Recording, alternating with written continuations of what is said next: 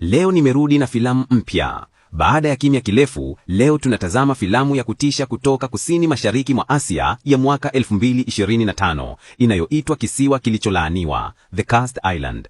Filamu nyingi za kutisha kutoka eneo hili kwa kawaida hujikita katika ngano za kienyeji na imani za kidini, lakini hii imeacha mtindo huo wa kitamaduni na imechagua njia ya tishio halisi la bahari ya kusini. Imepigwa picha katika misitu ya kitropical, jambo linaloifanya mandhari yake yaonekane ya kweli kabisa. Huko Malaysia, kuna kisiwa kidogo ambacho kutoka mbali huonekana kana kwamba ni fuvu la kichwa cha binadamu.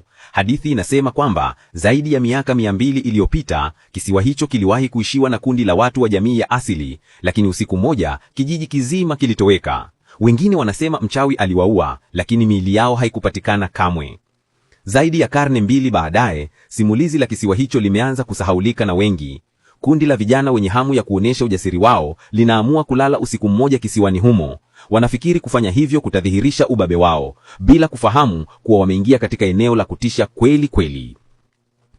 Mara tu wanapofika, Jessica anavutiwa na ndege mrembo. Anamfuata ndani ya msitu na marafiki zake wakiwa na wasiwasi wanamfuata bila kutambua kuwa wanaingia ndani zaidi ya msituni. Wanaposimama, wanajikuta katika kijiji kilichoachwa. Eneo hilo limejaa vinyago vya kutisha vya scarecrow na kamba nene imefungwa kwenye lango kana kwamba ni onyolo la kuzuia watu wasiingie. Kijiji kinaonekana cha kutisha na chenye giza, lakini Daniel ambaye ni jasiri haogopi. Anaichana ile kamba iliyokuwa inaunganisha lango la kuingilia. Kwa kuwa hakuna kitu kinachotokea, wengine wanamfuata ndani, ingawa Amanda anahisi baridi kali na hali ya wasiwasi. Wakipanga kutumia usiku mmoja pale, wanapata nyumba chakavu, wanaisafisha kidogo, kisha wanaamua kulala humo.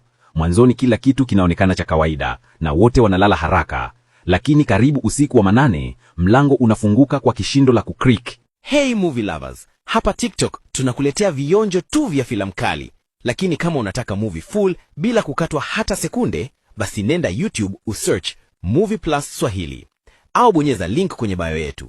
Usisahau kubonyeza subscribe. Kule YouTube ndio kuna filamu zote full, story moto na burudani ya kipekee ambayo huipati huku TikTok.